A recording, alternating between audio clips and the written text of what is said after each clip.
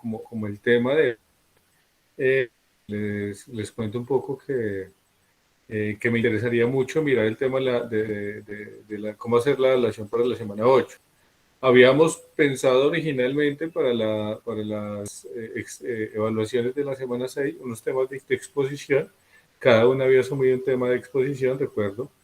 No sé qué les parece, porque creo algunos me habían dicho que habían alcanzado a preparar algunas exposiciones. No hay ningún problema por mí si esas exposiciones que tenían para la semana 6 las dejamos para la semana 8 o lo hacemos como lo hicimos para la semana 6 como formulario de Google Docs. La verdad me parece muy chévere ambos. Incluso podríamos hacer de pronto un espacio de balance donde cada uno tenga una intervención tal vez de 20 minutos, 15 minutos sobre los temas más relevantes del encuentro. Bueno, podríamos hacer algo así como muy de retroalimentación, que cada uno, por ejemplo, escoja un tema. Podríamos también pensarlo alrededor del tema, por ejemplo, de la eutanasia, del aborto, el tema de la comunidad LGBTI, el tema del feminismo, todos estos temas que están como muy en boga hoy y trazarlo un poco desde la cuestión de lo que hemos visto, el tema de lo ético y lo moral. Incluso se puede hablar de lo político, hay muchos aspectos que se pueden trabajar desde ahí para hacerlo muy práctico. No me, no sé si han dado cuenta, no me interesa tanto dejar esto pues como el espacio pues súper teórico donde hablamos de conceptos de moral, de axiología y escuelas y categorías, que está bien, es válido, pero cuando uno lo habla desde ahí, pues eso a los 15 días se le pierde. A mí mismo cada vez me toca ir a buscar cuando lo miro desde esa manera porque le pierdo un poco el sentido. En cambio, si lo hacemos más desde ese tema de mirarlo en la práctica, de atravesarlo un poco con lo que nos bordea, con ese tipo de situaciones también que están sucediendo. Me vuelvo el tema, por ejemplo, de la eutanasia, que últimamente estaba muy en boga por algunos casos de eutanasia que se han dado, que me parecería importante conversarlo. O sea, que alguien, por ejemplo, propusiera esa exposición sobre el tema de la eutanasia. Estamos hablando, por ejemplo, del tema de moral digamos, como situaciones mm, actuales. O sea, ese es el tema de lo que queremos abordar para la semana 7. Podríamos pensar un poco digamos, ese diálogo traspasado así. Entonces les estoy dando estas tres opciones para la evaluación de semana 8. Uno de los temas que habíamos pensado originalmente 6. Dos, el tema formulario de Google Docs, como hicimos en la semana 6. O tres, escoger algunos temas de actividad y para como encuentro, pues como parte del encuentro final. Ustedes me dirán, cualquiera de las tres es válida. Eso sí, lo que sí haríamos sería cualquiera de las tres, solo una, y definirla ya para pasar pues la información a los que no pudieron venir, porque pues, no podemos tampoco dar paso más allá de la próxima semana para poder realizar esa evaluación. Entonces les escucho a ustedes qué me proponen y sobre eso vamos a hablar. Profe, pues por mí el de Google Docs o la exposición como tal está bien cualquiera de las dos. No tengo ningún problema. Listo. Dale, Mildred, muchas gracias. ¿Y tú qué opinas, Leonela? Profe, una pregunta con respecto a lo de la exposición serían los temas que usted acaba de mencionar. No, podrías escoger Sería como otro algún que te tipo de parece debate. interesante. Sí, podríamos pensarlo así, como tipo de debate. Cada quien lleva un tema, lo expone y nosotros debatimos colectivamente sobre ese tema. Pues la idea también es hablarlo muy desde la amplitud, buscarle un poco más complejo. Pero estoy dando unos temas generales, pero si te dices, por ejemplo, Leonela, que hay un tema en específico que a ti te guste, que quieras exponerlo, por supuesto lo podemos trabajar. A mí me gusta más lo de las diapositivas y ponerlo como en tema de debate. Me gusta más, profe. Listo, entonces hagamos algo, ya que pues, Mirle tampoco tiene problema, entonces pongamos hoy temas para la exposición final. ¿Tienes alguna propuesta, algún tema que quieres trabajar, Leonela o Mildred, que a ustedes les interese? Profe, pues a mí me gustaría la adopción de los niños ay, no sé cómo se le dice. Bueno, de las personas que son del mismo sexo cuando quieren adoptar, pero pues no me acuerdo muy bien cómo es que se le dice. De parejas sí, de parejas LGBT, Sí, la posibilidad pero de el tema adopción de más las que parejas. todo sería de adopción Sí, para por eso, estas entonces, parejas. perfecto, entonces estoy pensando en la adopción para parejas LGBT. Sí, profe. Perfecto. Y lo propondías desde el tema de la ética y la moral. O sea, ¿qué tanto es moral o inmoral? ¿Qué tanto es ético y no ético? Lo propones. Sí. Perfecto. Me gusta mucho. Listo, Leonela. Entonces, este es tu tema de exposición para la semana 8 de cierre. Unas diapositivas. Recuerda también, es tu percepción personal. Lo que tienes que hacer es reforzarla con argumentos, con fuentes, para dar una u otra postura y atravesarla, eso sí, con los temas que hemos visto durante clase. Es un tema que me parece muy chévere y obviamente la idea es debatirlo, pero también muy desde el respeto, desde entender al otro, como hemos ido como trabajando estos espacios. Pero vale, muy bien. Mildred, ¿tú cuál tema quisieras trabajar? Pues, profe, a mí me gustaría, pues siempre me ha gustado como abarcar el tema de la experimentación animal. Me gustaría ese tema si está disponible. Claro que sí, no, claro que sí. Entonces tú trabajarías el tema de la experimentación con animales. Todo el Sí, tema de fármacos, para todo el tema de la industria cosmética. ¿Si vieron el video de sí, Ralph? ¿Sí viste el video de Ralph, el del conejito? sí. Yo lo vi con mi hija, se nos salió la lagrimita. Ajá, ese es duro, ese es duro, ese es duro. Qué Está bien, pecado. está muy bien. No, y mira que ese debate con el tema de lo del maltrato animal, por ejemplo, es un debate como muy trascendente, porque hay una situación como, bueno, ¿qué es lo ético? Si lo ético solo aplica a nosotros, nosotros entre humanos, y ahora se ha entendido, es que lo ético es como nosotros interactuamos también con el resto de la naturaleza, es decir, el tema del maltrato animal, incluso el tema de la alimentación, no en el sentido de la renuncia a comer carne, sino por lo menos garantizar una vida un poco más dignificante puede ser para los animales que nos proveen de alimentos. Y esto, sobre todo, es un debate inmenso, o sea, es un debate inmenso, inmenso. Entonces, chévere también es lo mismo que el de Leonela, que por ejemplo, incluso Leonela podrías pensarlo un poco aquí en Colombia, no sé si lo quieres ver de manera muy universal o lo quieres pensar sobre el tema de la adopción gay en Colombia o en todo el mundo, porque por ejemplo aquí en Colombia hay varios casos. Dale, Leonela, te escucho.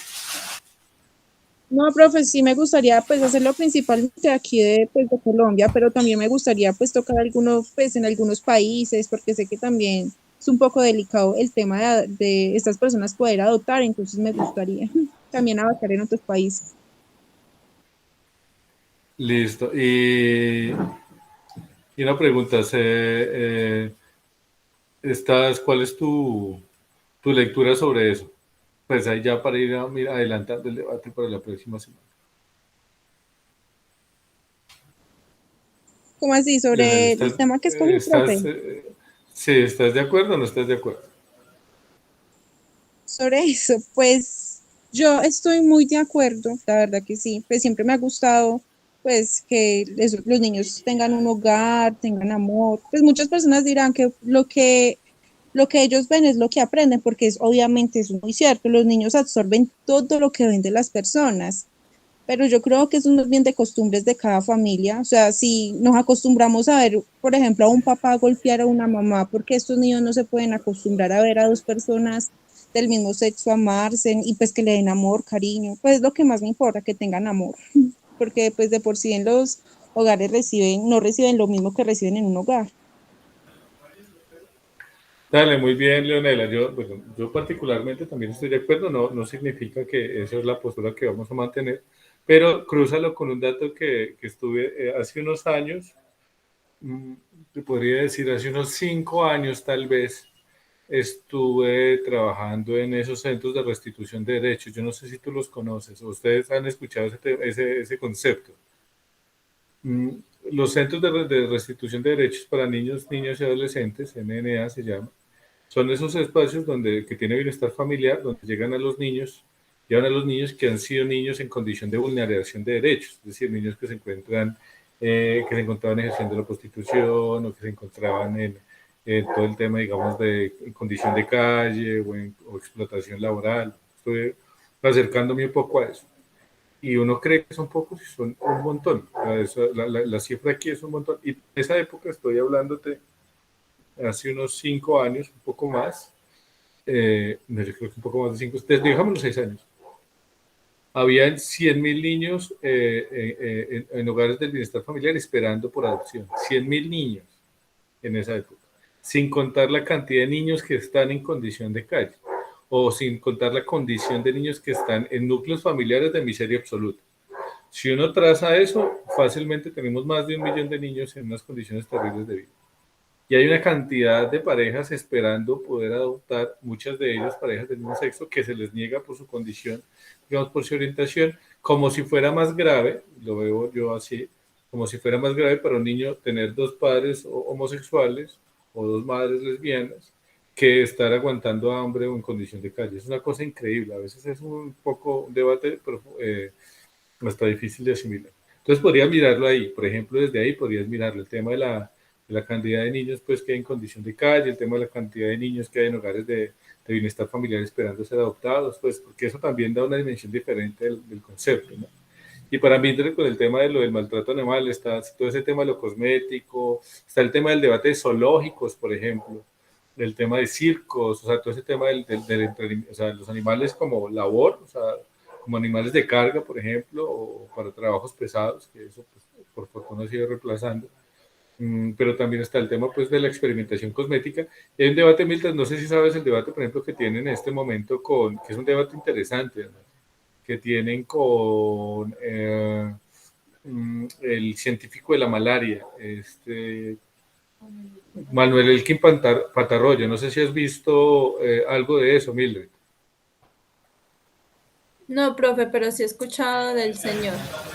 Busca, porque resulta que todo el proceso para la creación de las vacunas de la malaria, Manuel Elkin Patarroyo lo hace con micos de ciertas zonas endémicas. O sea, ellos son los sujetos de prueba. Y se ha un debate tremendo, porque pues además pues, las formas de hacer eso no son, digamos, muy éticas. Pero bueno, ese es el debate ahí.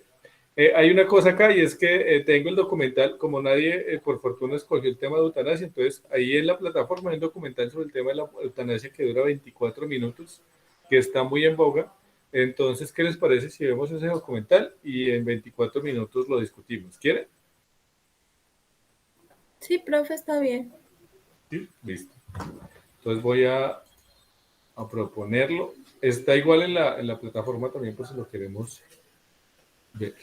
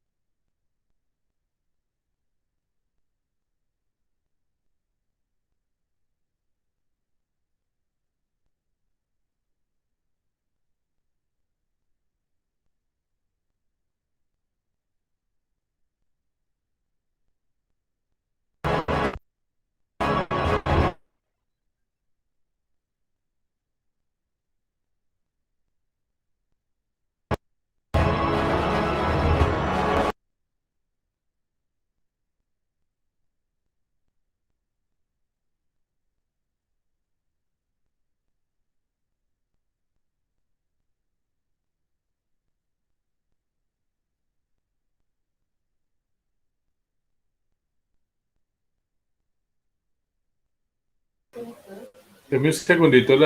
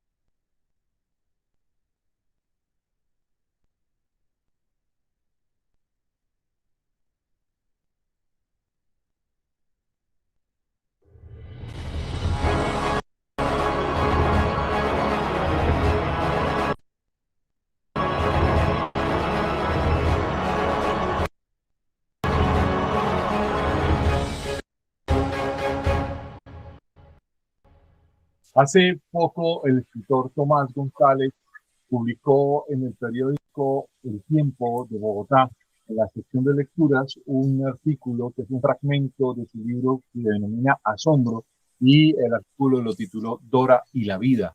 Y cuenta allí cómo su esposa Dora se enfermó de arteriosclerosis, de esclerosis múltiple, cuenta cómo va avanzando la enfermedad, qué va pasando, qué sucede frente a este asunto, y llega a un punto importante en el artículo que es la eutanasia. Y cuenta, obviamente, hace su digresión sobre dónde prefería él morirse, si en Zurich, en Suiza, si en Ámsterdam, en Holanda, o si en Girardot, en Colombia. Y finalmente este artículo me ha parecido que ha caído en un momento muy importante en el debate en Colombia a propósito de la señora Marta Sepúlveda y su intento por morir por eutanasia, y otros casos que empiezan a aparecer sobre el tema de la eutanasia. Para entender en qué está el tema de la eutanasia hoy, hemos invitado a la abogada Diana Hincapié. Abogada Hincapié, muchas gracias por estar con nosotros en Punto Crítico. Buenos días, muchas gracias por la invitación. Quiero iniciar contigo, que estás haciendo doctorado en bioética, que estás haciendo doctorado en derecho, que has hecho una maestría y que te has metido en estos temas que tienen que ver con aborto, eutanasia, las decisiones de la Corte Constitucional y la Corte Suprema de Justicia, etcétera. Explícanos, para empezar, qué significa la eutanasia en términos de derecho. En términos jurídicos, la eutanasia es el derecho fundamental a morir dignamente como parte de una vida digna, como parte de la dignidad humana. ¿Por qué deberíamos pensar que la eutanasia es uno de esos derechos a los que deberíamos tener accesos, y que es un derecho que deberíamos usar y reclamar abiertamente? Y cómo se constituye esta confrontación en medio de diversos asuntos sociales y culturales? Bien, recuerden ustedes que la dignidad humana es o fue la protagonista en la Declaración de los Derechos Humanos, la Declaración Universal de los Derechos Humanos del año 1948. Estamos hablando del periodo posguerra. Sin embargo, ya, por ejemplo, la Constitución de Weimar, alemana, y bajo la cual paradójicamente se desarrolló el nazismo, también hablaba de dignidad humana. Bien, lo importante es que lo retomaron en el periodo posguerra, y la Declaración Universal de Derechos Humanos de 1948, así como los instrumentos internacionales, los pactos y los convenios, han desarrollado la dignidad humana.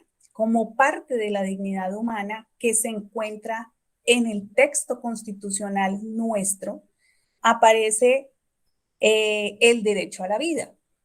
Y resulta, según los desarrollos jurisprudenciales de la Corte Constitucional Colombiana, desde el año 1997 puntualmente, recordemos al maestro Carlos Gaviria, fue siendo magistrado de la Corte Constitucional Colombiana, él mismo propició la despenalización o la descriminalización del tipo penal o del delito denominado homicidio por piedad.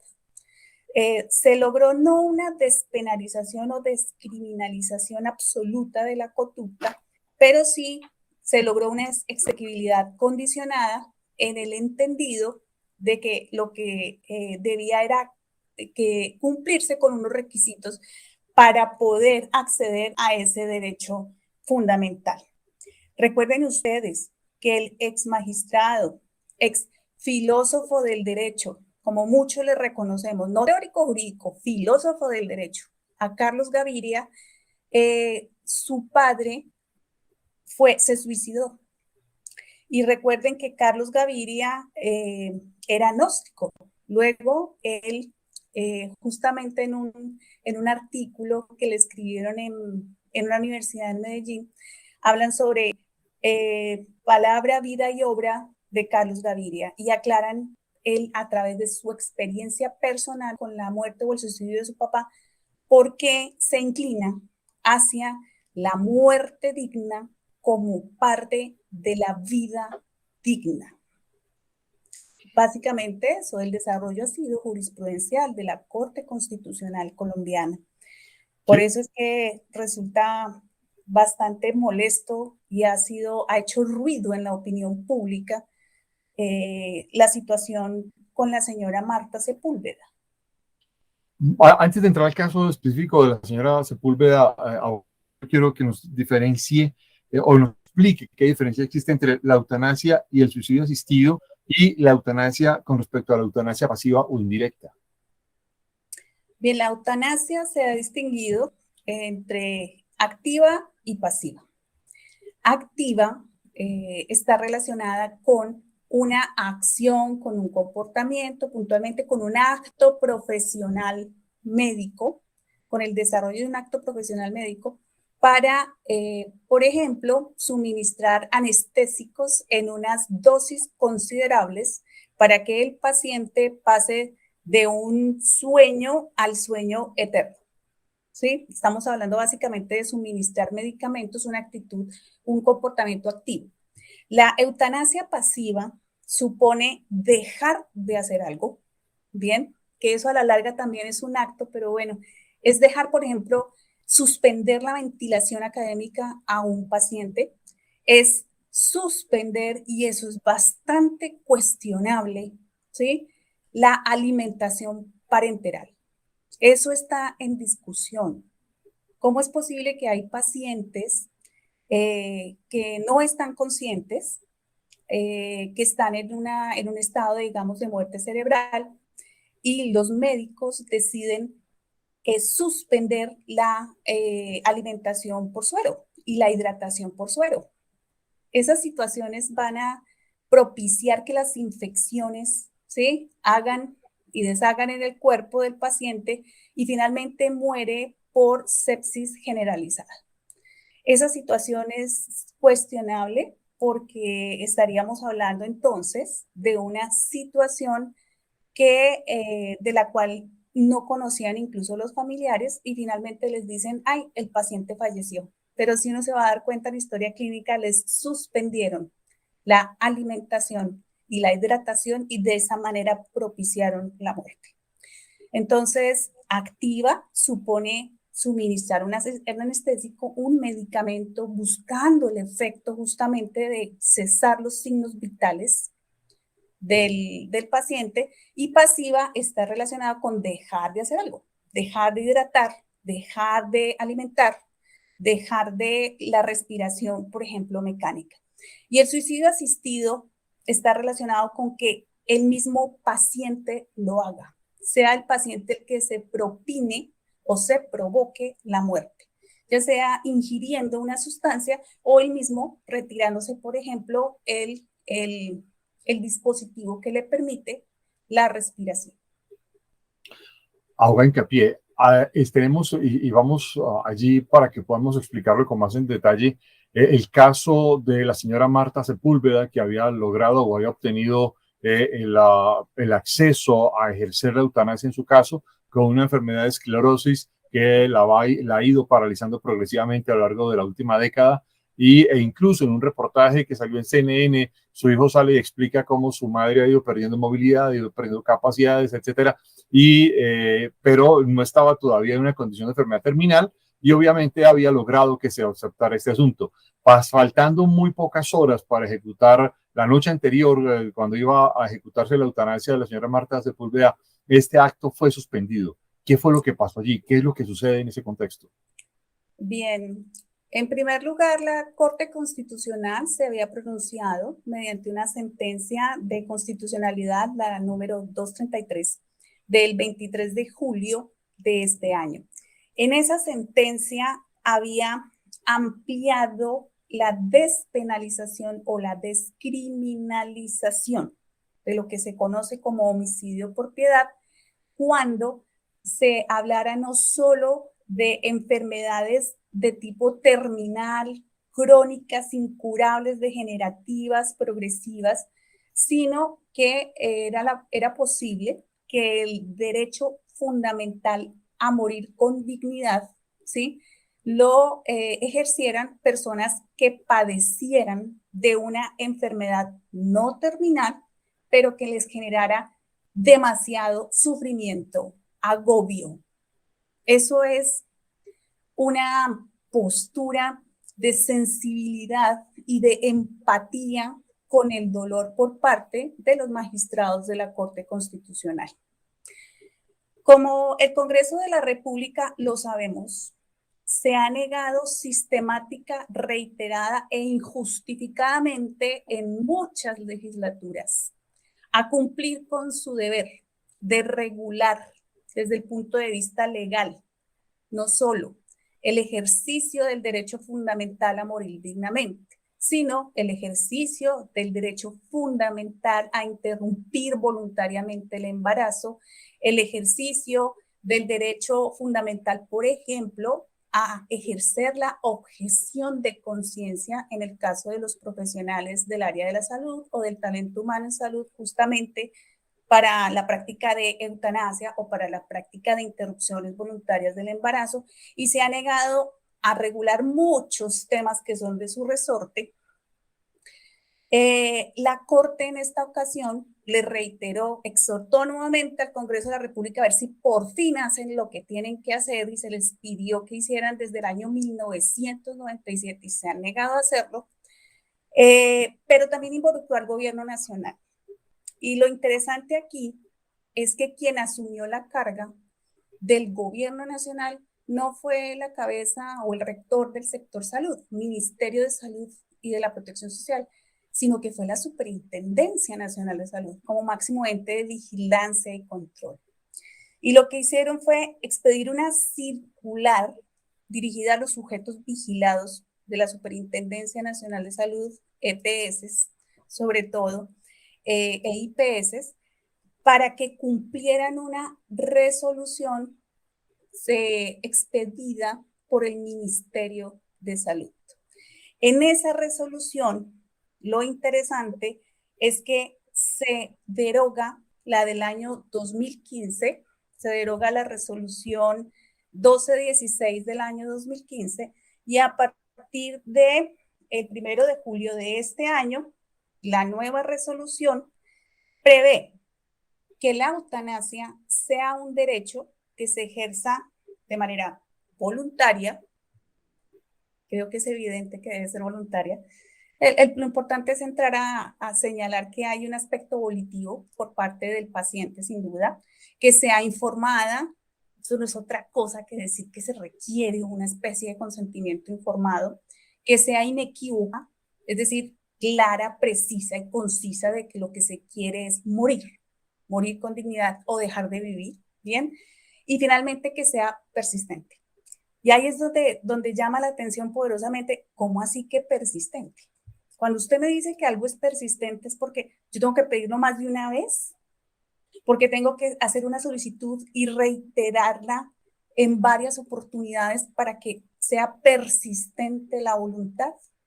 Pareciera que con la decisión del centro médico, de donde se encuentra pues el equipo o el talento humano tratante de la señora Marta Sepúlveda, la decisión que hubiesen tomado es provocar una persistencia, que esa solicitud fuera persistente. Resulta paradójico que si estamos hablando de una solicitud de práctica de eutanasia, estamos hablando de un derecho fundamental, que es el de morir dignamente, pero está otro derecho fundamental en juego, fundamental, que es el derecho de petición. Entonces, ¿cómo así que tengo dos derechos fundamentales como mínimo en juego, pero todo esto está supeditado a formalismos, a burocracia y a tramitología, que fue lo que sucedió en el caso de la señora Marta Sepúlveda? La esclerosis, la esclerosis lateral amiotrófica es supremamente dolorosa. Los padecimientos son enormes. El dolor es indescriptible. Y lo digo porque infortunadamente tuve la experiencia de trabajar con una persona que lo padecía o lo sufría. Estoy hablando de Guillermo Asprilla. El profesor Guillermo Asprilla dictaba teoría del Estado en la Facultad de Derecho de la Universidad Nacional y enfermó de ELA, siendo secretario de gobierno. A veces nos tocaba suspender los comités, nos tocaba suspender, digamos, el trabajo por los dolores, los padecimientos. Y sin embargo, él, con mucha dignidad y con mucho decoro, llevaba adelante, digamos, su labor. Bien. Los dolores son indescriptibles. Por eso es que si la Corte se compadece, ¿bien? Estamos hablando de una justicia de la compasión, y es de alguna manera un oyente virtuoso y tiene sensibilidad para con el padecimiento y el sufrimiento y el dolor de estas personas. Ahora resulta que los burócratas, ¿sí?, del Ministerio de Salud y el centro médico consideran que la señora ya no puede ejercer el derecho fundamental porque le faltó un requisito formal, procedimental, ritual, ¿sí? Y fuera de eso, porque están haciendo una valoración negativa de sus declaraciones en medios. En ese contexto, abogada Hincapié, hay una pregunta importante, y es que salió un sacerdote representante de la Conferencia Episcopal Colombiana, pero también se han manifestado algunos representantes de algunas iglesias protestantes diciendo que es que la eutanasia va en contra de cualquier condición básica de la vida y que es un atentado contra la vida. ¿Cómo entender esta disputa entre concepciones religiosas, asuntos de derechos individuales y el otorgamiento de derechos por parte del Estado? Colombia es un estado aconfesional. Desde la Constitución de 1991, Colombia no es católica, apostólica, romana, ni de ningún credo. Y quienes vivieron, se criaron y se formaron bajo el paraguas de la Constitución anterior, la de 1886, que estuvo vigente hasta el 3 de julio de 1991. Algunos han tenido resistencia a generar ese cambio de un Estado de derecho, bajo el paraguas de una Constitución que fue confesional, que fue el proyecto terrateniente y conservador de la época, y se resisten a cambiar el chip hacia un Estado de derecho social, con énfasis social, y donde el lenguaje de los derechos humanos es el que prima. El lenguaje de los derechos humanos. Bien. Entonces, si el lenguaje es el de los derechos humanos no se ejercen conforme confesiones religiosas. Cuando hablamos, por ejemplo, de una de las grandes discusiones que se ha dado y que la Corte ha tratado en varias ocasiones, y es cuándo comienza la vida y cuándo termina la vida, una de las grandes discusiones en términos de bioética, biopolítica, e incluso los que algunos denominan el bioderecho se puede abordar. La Corte Constitucional se ha quedado un poco corta porque así como activistas feministas han usado la herramienta de la acción pública de inconstitucionalidad para lograr que la Corte Constitucional se pronuncie y, por ejemplo, despenalice el tipo penal del aborto, y ahora ya no hablemos tanto de aborto, ¿sí?, desde el punto de vista criminal, que incluso casualmente, qué casualidad, ¿no? El pecado se denomina igual, aborto, sino que hablemos del derecho fundamental a la interrupción voluntaria del embarazo, para que ahora ya no hablemos de homicidio por piedad o hablemos de eutanasia, sino que hablemos del derecho fundamental a morir dignamente.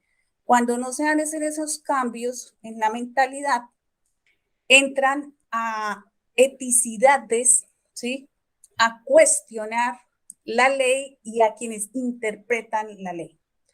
La Corte Constitucional no solo toma decisiones y hace análisis jurídicos, también hace análisis de situaciones sociales y, ¿por qué no? Hay que dejar claro, la Corte Constitucional toma en los casos difíciles como estos decisiones políticas. ¿bien? Pero son decisiones políticas argumentadas con el ánimo de defender la constitución política de Colombia. Ese es el papel de la Corte Constitucional, defender la constitución de todos para todos, no la que algunos creen que es su constitución.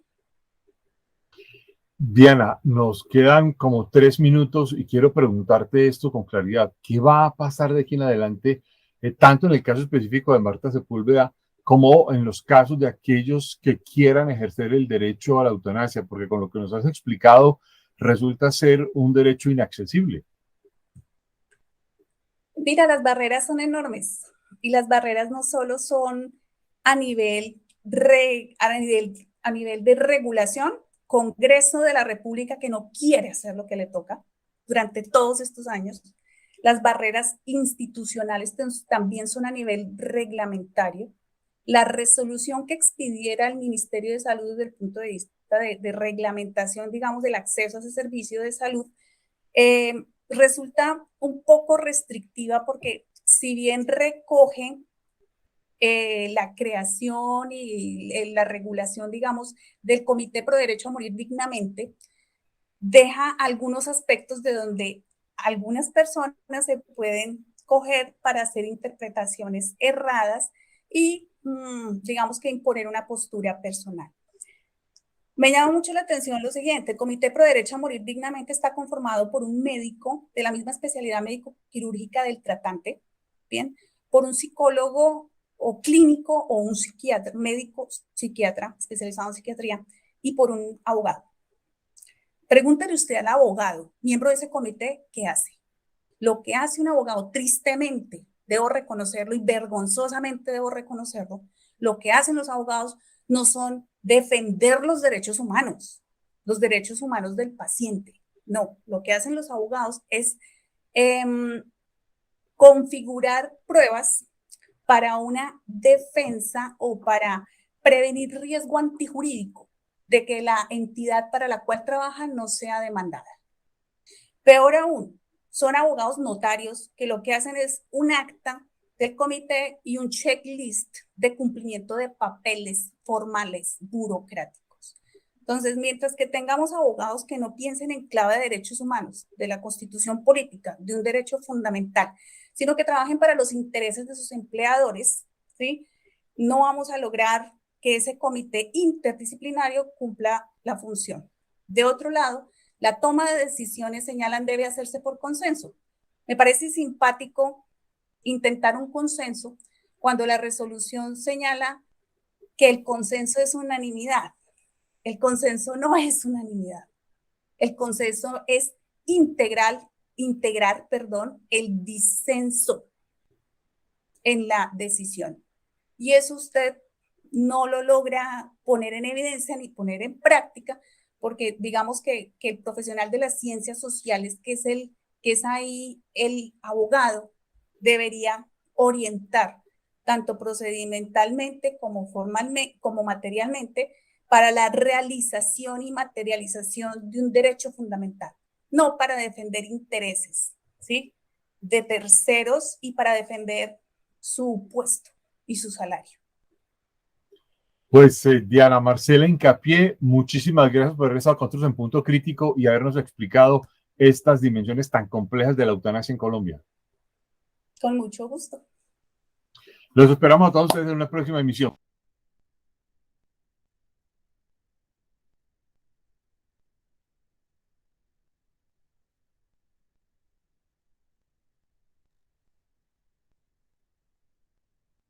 Bueno, quiero escucharles alrededor de este pequeño, digamos, audiovisual, o esta pequeña nota periodística más bien, donde entrevistan a la abogada Diana Marcela Hincapié sobre el tema de la eutanasia.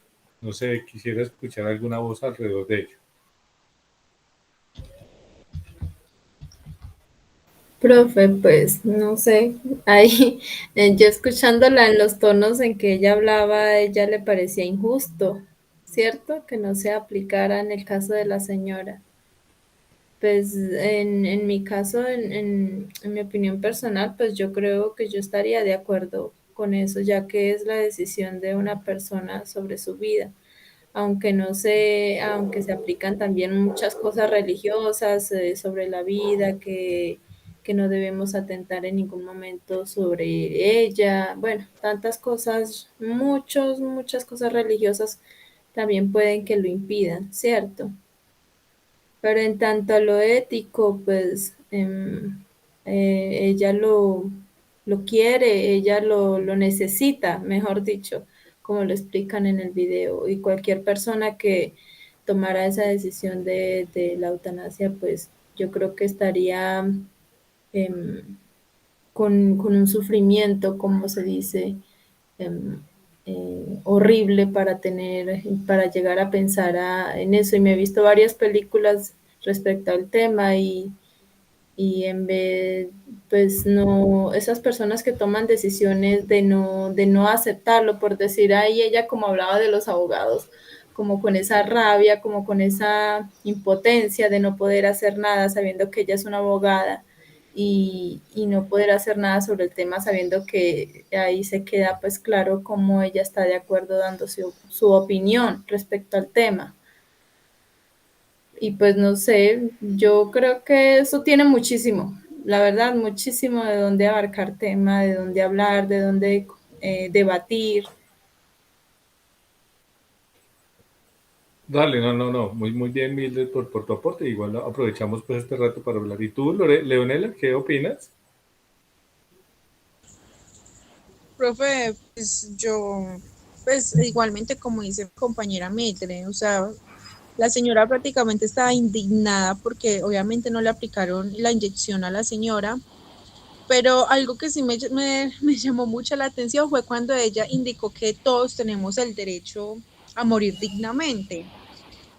Entonces, yo creería que el procedimiento que hicieron los médicos al no permitirle eso fue negándole en ese derecho. Aparte de eso, yo también estaría de acuerdo, porque obviamente ellos, yo no sé, o sea, yo me imagino algún día un familiar mío retorciéndose de dolor y él quiere tomar esa decisión, yo lo dejaría. O sea, uno tiene que tener un poco de empatía con las personas, mirar que eso también le puede pasar a uno y uno queriéndose morir y tener ese sufrimiento ahí sería algo horrible. Pero sí, pues Bueno, esa es mi humilde opinión. no, muy centradas ambas opiniones, tanto la de Mildred como la tuya, Leonela, ¿no? Son muy buenas opiniones, muy válidas y con mucha fuerza. Ahí hay un tema que es curioso, por ejemplo. ¿Eso es moral o inmoral? Entonces, ¿la eutanasia qué sería? ¿Sería un acto moral o sería un acto inmoral? Es que, díganme, no se preocupen, ahí es para discutir. ¿Tú qué opinas, Leonelo, por ejemplo? ¿Es inmoral o es moral hacer la eutanasia? En mi concepto sería moral. Ujú. ¿Por qué? ¿Por qué sería moral? Porque, o sea, como mismo decimos, la moral son las decisiones y los actos de cada quien y nosotros no somos nadie para decir si eso está bien o está mal. Si para esa persona está bien tener que morir de esa manera y acabar su sufrimiento, está haciendo un acto bonito y se está, pues no sé, se está rescatando un sufrimiento más adelante. Para mí es totalmente moral. Muy bien, Leonela. ¿Y tú qué opinas, Mildred? Pues, profe, ya, por decir desde el campo del punto de vista personal de ella, yo creo que sería una persona moral. ¿Cómo se dice? Abarcando el tema de las personas que lo prohíben, que están, no sé si será o ético o es inmoral o no sé cómo sería, cómo llamarle a esas personas que prohíben el derecho a la eutanasia, a morir dignamente, sabiendo que es algo que ya está escrito, que está, no Sí, sé que cómo llamarlos a ellos, si son sí es éticos legal o inmorales, o yo no sé o cómo doble ser. morales. ¿Qué estás diciendo, Leonela? Sí, o yo no sé Entonces, cómo yo creería llamarle. que pues por lo que dice Mite, por la parte pues de las personas que lo tienen que hacer y los que lo prohíben, yo creería que para ello no es ético. Por ejemplo, en la medicina hay una, pues creo que sería una regla salvar vidas y pues tener que Ujú. matar a una persona sería poco ético. Pues yo lo vería así, o sea, sería como algo contrario Bueno, a lo que ellos hacen, porque se supone que los médicos salvan vidas, no matarlas. sí, aunque también, por ejemplo, el médico se encarga no solo de salvar vidas, sino de garantizar que tengamos calidad de vida, ¿sí? y si tú ya no tienes calidad de vida, pues morir tal vez es una Ese forma es de esa es garantizar. otra parte, sí. Porque por decir, Sí, en o mi sea, caso pero personal, yo tuve una abuelita que ella le dio sí, un infarto y quedó ya, pues, ¿cómo se dice? Viva por medio de los aparatos. Si no tendría esos aparatos, sí, pues en estado de no coma, sí, podría como respirar. Cerati. Entonces, todos los hijos, tanto el esposo y los hijos, tomaron la decisión de no reanimación. Pues ella ya estando, pues ella no estaba, como por decir, nos explicaba ahorita la abogada que ella no estaba en un estado inconsciente, sino que estaba ya en un estado de muerte convaleciente, por decirle algo así. Sí. Entonces le hicieron una eutanasia pasiva, que es lo que decía la abogada. Sí, de no reanimación, sí, pues en este caso ya que Ujú. ella no podría tomar ninguna decisión, de que no podía mejorar, de que no, ya los médicos, ¿qué hacen? Ahí es donde ahí aplica el término de salvar vidas y de asegurarse de la calidad de vida de sus pacientes. Sí, pero mira que lo que propone Leonelas también es muy importante, porque efectivamente siempre, o sea, es por eso cuando nosotros hablamos de esto, siempre hablamos de dilemas morales. Quiero hacer una separación, bueno, algunas precisiones conceptuales para ir siguiendo con este diálogo, pero me ha parecido mucho. O sea, uno es el tema de recordar siempre que no hay una moral, sino que hay muchas morales, ¿sí? Porque finalmente, como la moral es una construcción histórica, social, pues para lo que un pueblo es moral o para lo que determinado momento histórico es moral, para otro no. Recordemos lo que nos pasó con las lecturas que teníamos de las crónicas de la época, cuando de la crónica que vimos sobre la muerte del músico Rafael Sanín, cuando hacía esa descripción de las personas, y en esas descripciones podíamos ver cierta lectura de lo moral, ¿sí? Entonces, el que es negro es malo, el que es homosexual es malo, es aberrado. O sea, fíjense que hay una construcción de qué es lo correcto y lo que no. Pero también hay un elemento que ustedes dos tocaron y que se tocó, o sea, este documental, bueno, este documental, perdón, esta entrevista tocó muchos temas fundamentales pues para lo que estamos discutiendo, pero tiene que ver con el tema de cuál es la situación, pues no es un problema más bien, sino el tema, por ejemplo, de la moral y la religión. ¿Y qué es lo que pasa?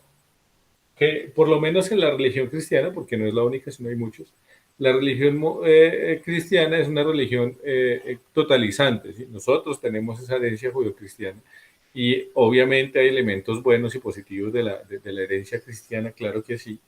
Mm, pero en algunos aspectos el tema es que cuando nos dicen que hay, por ejemplo, un Dios único, o sea, y que todas las demás, todos los seres humanos nos debemos todos, absolutamente todos, a las normas que ese Dios único nos da, nos están dando una idea totalizante de la moral, es decir, que no hay varias morales, que no hay diferencias históricas, ni culturales, ni geográficas, que determinan pues lo correcto o lo incorrecto, sino que hay una sola forma de lo correcto y lo incorrecto, y esa única forma de lo correcto y lo correcto está trasvasada por algo que se llama religión.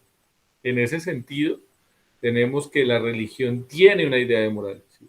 Y tiene una construcción de moral, que eso no está mal. O sea, de hecho, si nosotros miramos parte de la estructura del derecho o aún hoy moderno, está muy ligado a las bases de las construcciones morales del judio-cristianismo, no robar, no matar. O sea, esa forma legal hoy tiene un asidero moral en la religión judio-cristiana. ¿Cuándo está mal la religión? O bueno, ¿cuándo está mal la religión o cuándo se vuelve problemático más bien este tema? Cuando nos dice que la única forma posible de lo correcto y lo incorrecto es lo que dice la religión cristiana, católica, por ejemplo. ¿Por qué? Porque ahí está negando lo que nosotros hemos ido hablando. Está negando que no hay una única forma de verlo todo. Fíjense cuando nosotros miramos el tema de los menonitas, si nosotros miramos, por ejemplo, el concepto de moral en los grupos indígenas, el concepto moral que podemos tener, por ejemplo, con los Huitoto, con los Guayú, con los Icuani, que son pueblos indígenas de acá, que tienen sus construcciones de lo correcto y lo incorrecto, porque todos, o sea, es algo que casi que es con natural a todos nosotros los seres humanos. O sea, y eso, por ejemplo, es un elemento fundamental. Y ojo aquí que les quiero dar una pista muy precisa. Y es que la moral es mucho antes de la religión. Es decir, si bien las religiones tienen construcciones morales, porque las religiones dan una idea de lo correcto y lo que no, de lo bueno y lo malo, mucho antes de que existieran las religiones ya había moral. Y eso lo podemos ver incluso con muchos pueblos indígenas que no necesariamente tienen una estructura religiosa tal como la concebimos nosotros, porque la religión no solo es creencia en un ser superior, pero esa construcción religiosa indica el tema, indica otras formas de entender lo moral, otras formas de entender lo correcto y lo incorrecto. Pero cuando llegan las religiones y empiezan a construir sus ideas, o sea, empiezan a dar ideas morales, ideas moralizantes, o sea, porque ¿cuál es la diferencia entre el moral, lo moral y lo moralizante? Que cuando yo hablo de lo moralizante es cuando yo quiero como que imponer esas formas morales en otros, ¿sí? O sea, cuando nosotros hablamos de la moral, pues estamos hablando muy bien como lo decían ahorita. O sea, es la forma en la que yo hago las cosas y la manera en la que yo asumo que eso es bueno o es malo. O sea, eso es lo moral. Pero cuando yo intento imponer esa idea de lo correcto a los otros, al otro, por ejemplo, cuando Mildred hablaba que estaba intentando, que iba a amamantar a su bebé y los otros la juzgaban y decirle, no, eso no está bien, ¿sí? O cuando Leonela, no sé, bueno, cuando de pronto Carlos Parra intentaba hacer cosas correctas y se lo juzgaban porque lo miraban mal, no sé, todos creo que hemos tenido esas situaciones, pues eso es moralizante, ¿sí? Aquí en el tema de la eutanasia, ¿qué es lo que pasa? Que entonces hay una lectura de la Iglesia Cristiana Católica, por favor, no estoy metiéndome contra la Iglesia, ni mucho menos, estoy diciendo, estoy tratando de ser muy, digamos, como preciso con lo que estoy diciendo, es que si bien hay una idea de lo correcto y lo incorrecto desde la religión judío-cristiana, en este caso específico la religión católica, esa idea de lo correcto y lo incorrecto no puede ser la única forma de entender lo moral, porque sería entonces tener una interpretación limitada de que hay una sola moral para todos los humanos y ya nos dimos cuenta que no es así. Porque históricamente ha cambiado, pero además en diferentes culturas y visiones, ya creo que hemos tenido como varias posibilidades de ver eso, se puede visibilizar de ello, o sea, que no hay una sola forma de entender qué es eso.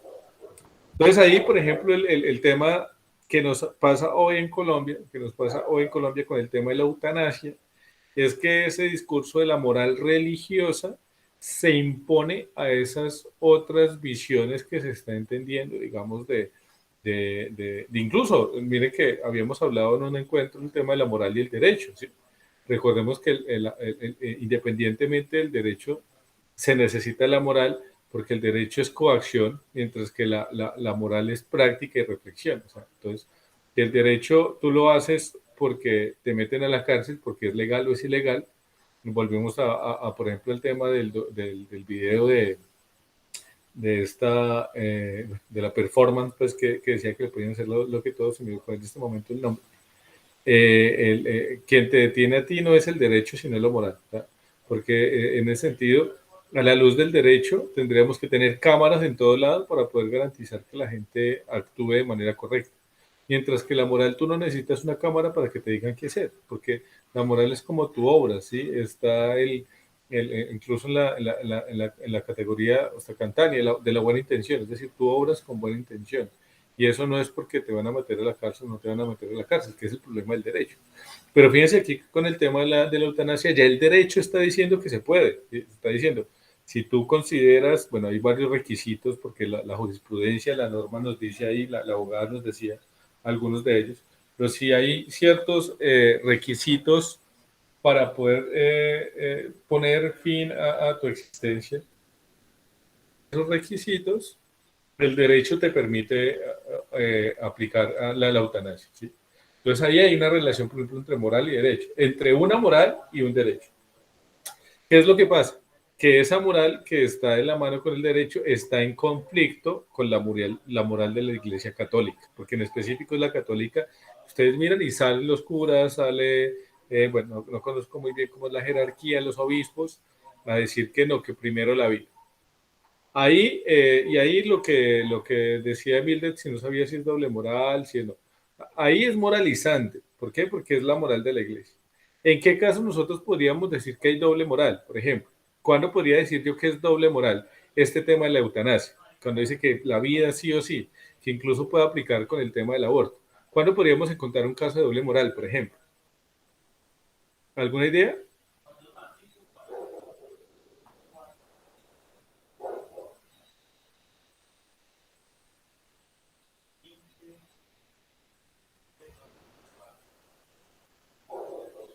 Mildred, Leonela, ¿cómo están?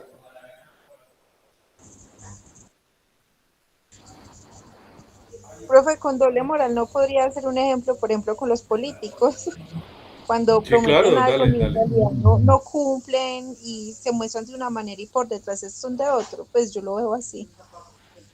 Dale, muy bien, muy bien, muy bien. Es un muy buen ejemplo. ¿Y Mildred, alguna idea de pronto de doble moral? De pronto las personas que, por decir en redes sociales, fingen tener una vida perfecta Ujú. y en realidad no lo es, esa podría ser una de doble moral. Sí, muy bien, muy bien. Y voy a hablarles de casos específicos con los temas que van a exponer.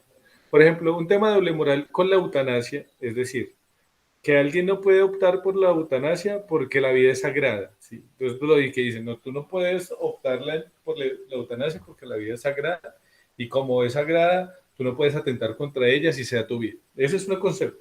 Hasta ahí eso sería moralista, pues porque es la moral de la Iglesia Católica, ¿sí? Pero no es doble moral ni moral, no es moralista desde la lectura de la Iglesia Católica.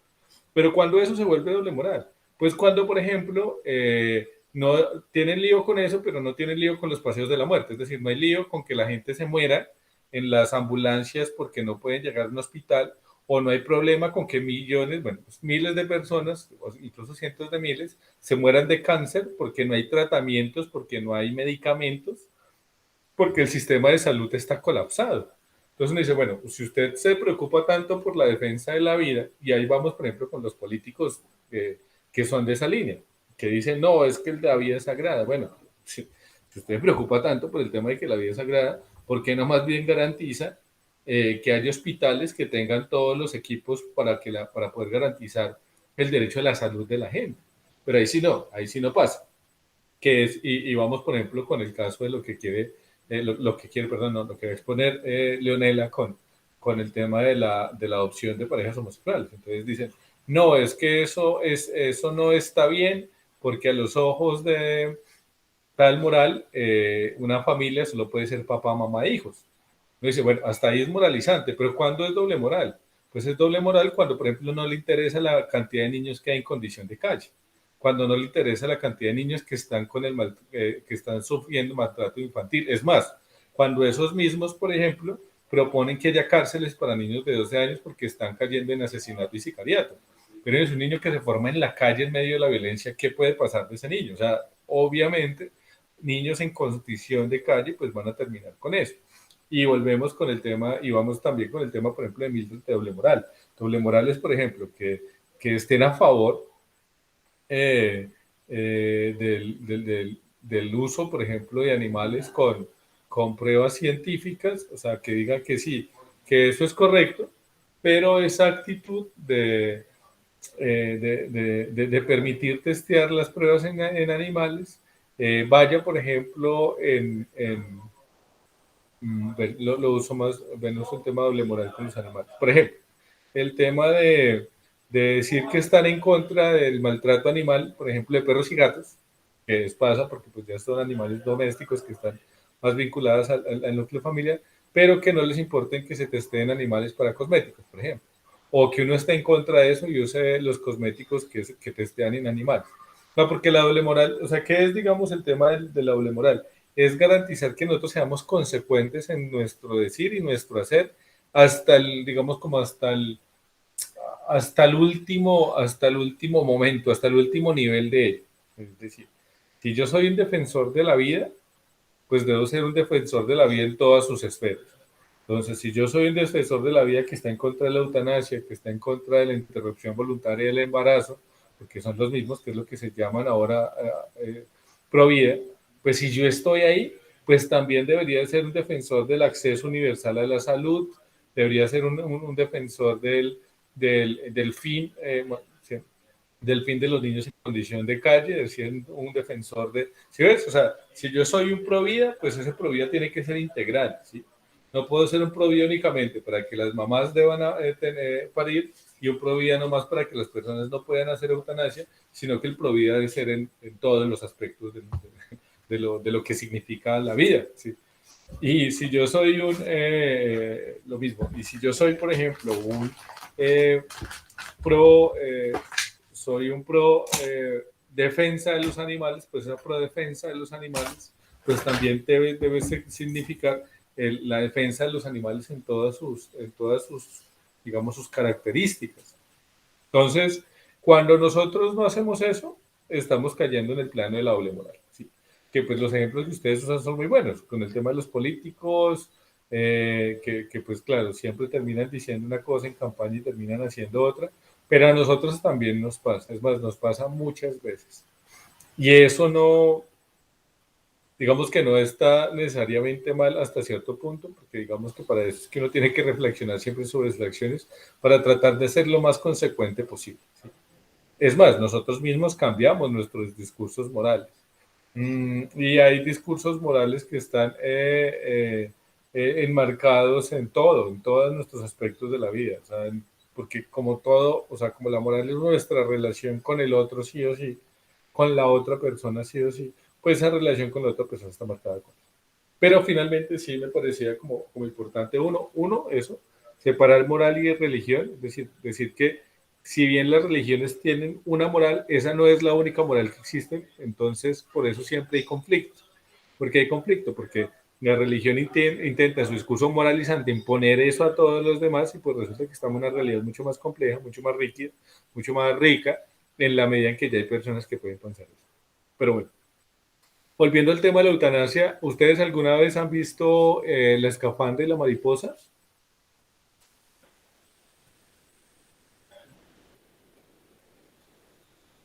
¿No la No, han visto? profe. ¿No? ¿Han visto de pronto Yo antes de ti? Esa sí es más, esa es reciente. Sí, esa sí me la vi. ¿Sí? Sí, señor.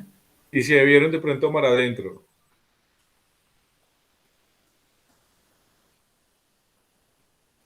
No, Mar Adentro no. Esa es.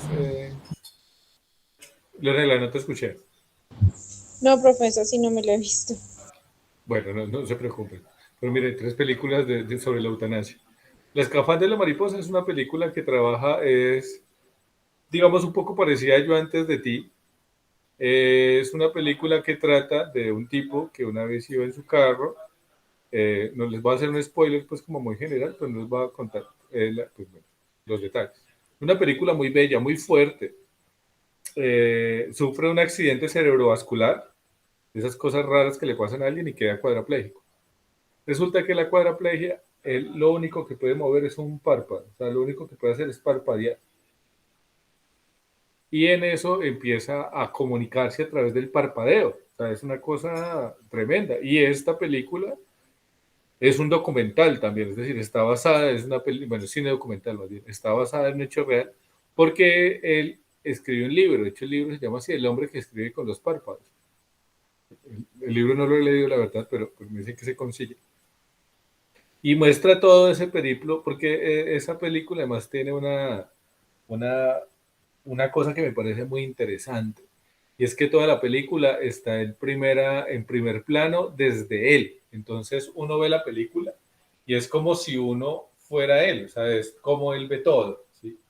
Todo, cómo lo bordea todo, o sea, es una cosa densa. Y de hecho la escafandra y la mariposa es claro, porque las escafandras son esas cosas que usaban los buzos antes para sumergirse en el mar. Entonces es como si como si él estuviera en una escafandra viendo pues todo lo que lo rodea. Una película muy interesante sobre ese tema de la eutanasia. Está la otra que es la de Mar Adentro, que también es una película tipo documental, que es sobre Ramón Sampedro, que era un marino en España. Se tira al mar y pues se cae como contra las rocas y termina cuadrapléjico también.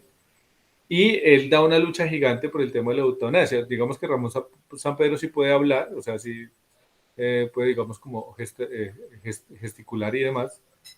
Ramón Sampedro escribió un libro de poesía. De hecho, ese libro de poesía sí lo leí y Mar Adentro es una de las estrofas, de los versos de uno de sus poemas.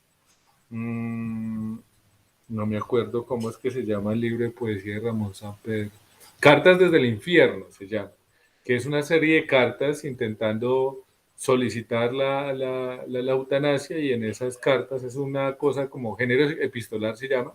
Hay cartas y poemas que él escribe. Muy bonito el libro, y la película también es un poco dura, pero es muy bella alrededor de eso.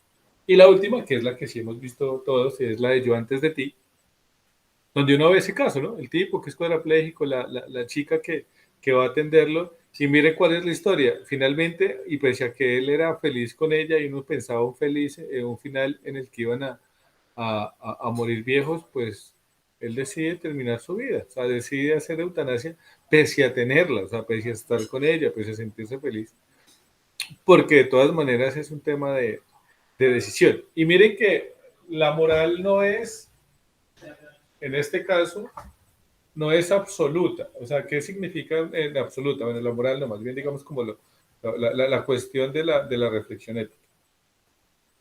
Porque a nosotros lo que nos dice, digamos, lo que nos están diciendo estas nuevas lecturas de las conductas nuestras, y entender que no hay una sola moral única, como omnímoda, inmodificable, como la proponía la iglesia o la religión, es ver que no hay una sola forma de ver y hacer las cosas. ¿A qué me refiero? Pensemos, por ejemplo, en Stephen Hawking. ¿Alguno de ustedes recuerda a Stephen Hawking?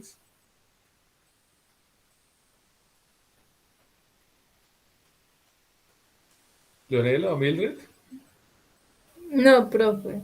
El científico, el físico, que estaba siempre en la silla de rueda y tenía voz como voz como gutural.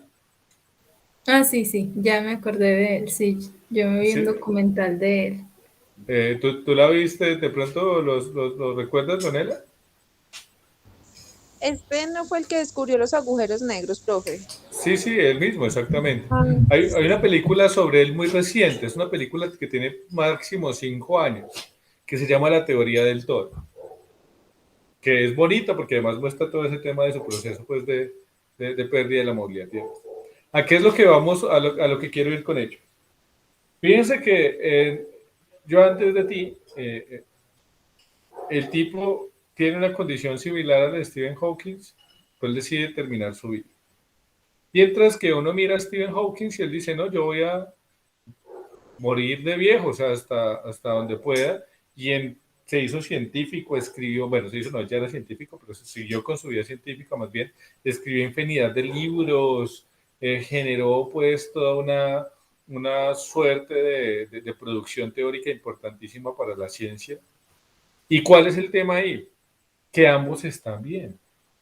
Porque es que no, porque lo que pasa es que a veces cuando uno le ponen ¿qué es el problema de lo moralizante? El problema de lo moralizante es que te intenta imponer lo de otros. No, es que miren, porque Stephen Hawking sí lo pudo hacer, sí, porque es él, o sea, porque él lo decidió, o sea, finalmente volvemos al tema de libertad. O sea, una apuesta ética es la posibilidad de decidir, y la posibilidad de decidir es que independientemente de cómo otros lo vivan y cómo otros lo asuman, yo voy a tomar una decisión según lo que yo considero correcto. Porque es que la moral, o sea, cuando nosotros hablamos de estos discursos, la diferencia entre la política y la moral, por ejemplo, es que la política sí o sí es de colectivos. O sea, la política es el arte, la forma en la que se organizan los colectivos humanos.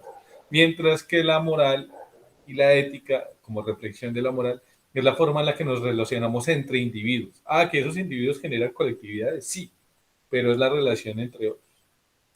Y el problema es que entonces, volviendo a lo que estamos hablando, entonces el lío ahí de lo moralizante es cuando yo quiero imponer mi visión de eso al otro. No, es que mira cómo Stephen Hawking vivió, hizo tantos libros y se hizo científico. Hace poco vi también un documental muy corto, una noticia más bien muy corta de un tipo que vivía con un pulmón mecánico. Tenía solo la cabeza afuera, además la imagen es un poco fuerte.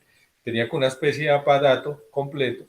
Y el tipo había escrito libros y se doctoró también, y estudió en la universidad, porque le dio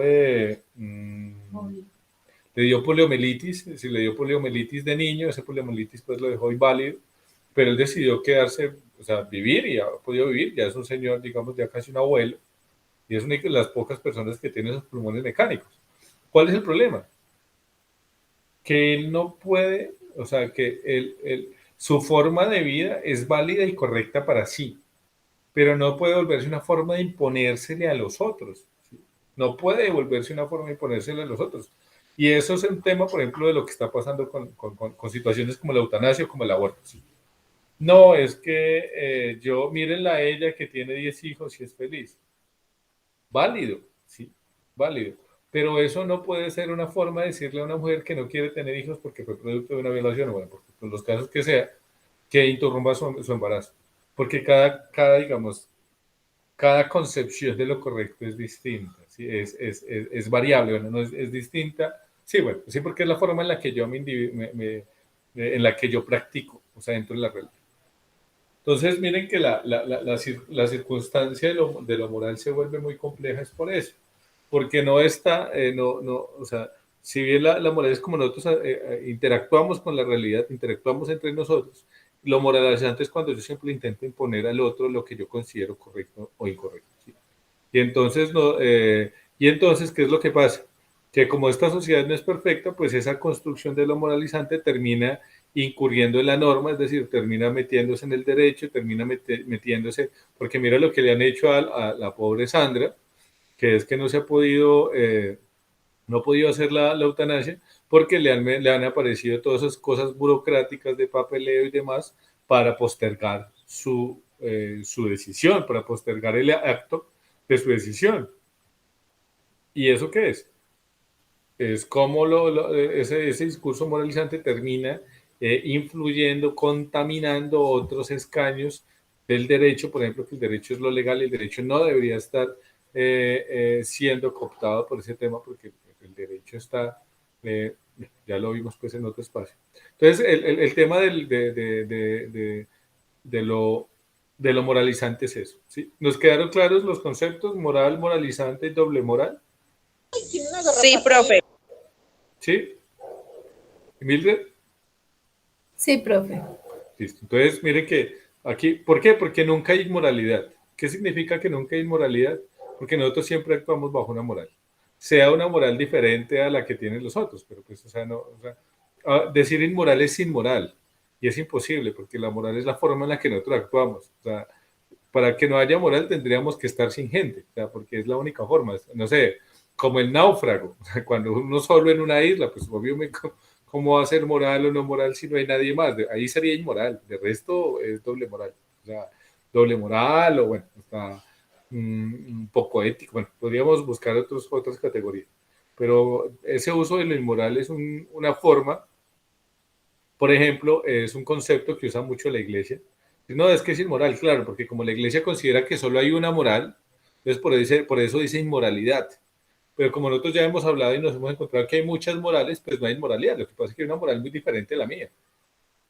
Que hay que mirar qué tan correcto no es a la luz del derecho o a la luz de lo colectivo. Bueno, o sea, hay muchas formas de evaluarlo, pero esos elementos, esas categorías sí es como necesario precisarlas, porque nos permite también entender la forma como actuamos. Les recomiendo mucho que se vean esa película La teoría del todo, porque esa película La teoría del todo nos permite ver eso, un Hopkins pues que decidió vivir hasta el final de sus días.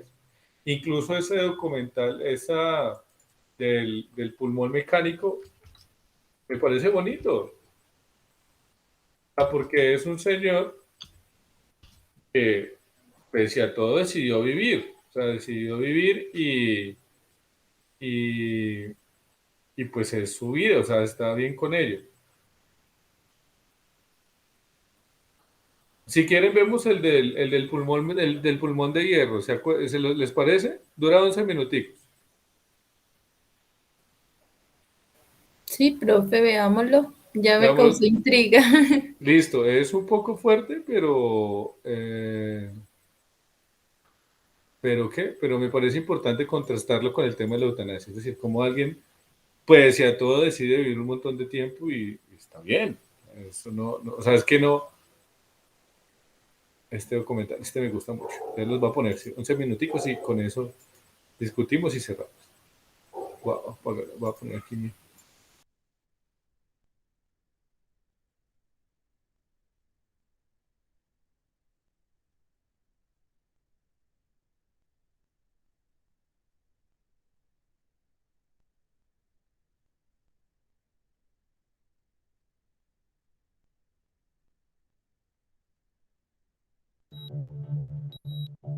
Inhala y exhala.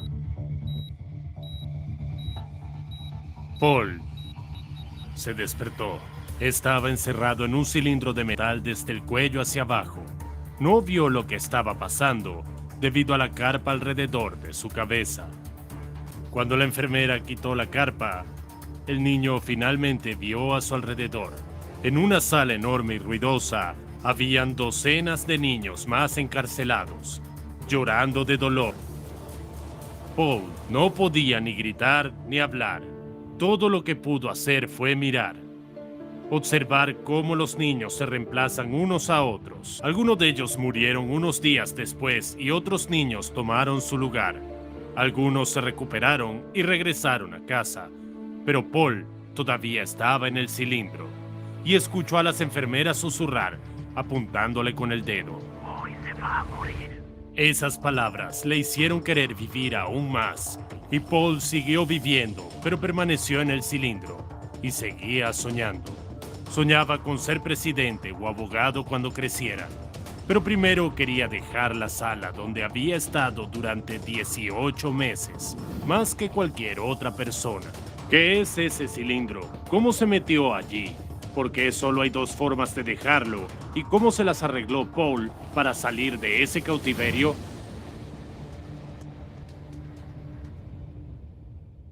Y bien, ¿quién es Paul Alexander y cómo terminó en una cosa extraña? Paul era un niño normal de 6 años de Dallas, Texas. En el verano de 1952, él, como cientos de otros niños, fue víctima de un terrible virus, poliomielitis paralítica. Ese año, Estados Unidos tuvo el mayor brote de poliomielitis de la historia. Hubo alrededor de 60,000 casos, de los cuales más de 3,000 fueron fatales y más de 20,000 con algún grado de discapacidad. Se cerraron piscinas, cafés y boleras. Las calles fueron tratadas con insecticida DDT. Los estudiantes de la escuela fueron encerrados en sus casas. Nadie habló ni siquiera por teléfono. La gente temía que el virus pudiera llegar a través de los cables. La vacuna no estaría disponible hasta dentro de 3 años. Nadie sabía que la polio ingresa al cuerpo de un niño solo a través de la membrana mucosa de la boca. Paul tampoco lo sabía. Solo quería refrescarse bajo la lluvia tan esperada en el calor del día. Pero tuvo que volver a entrar cuando sintió un dolor agudo en la cabeza y el cuello.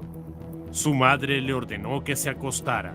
Pasó 5 días allí antes de perder la capacidad de moverse, caminar, tragar y respirar.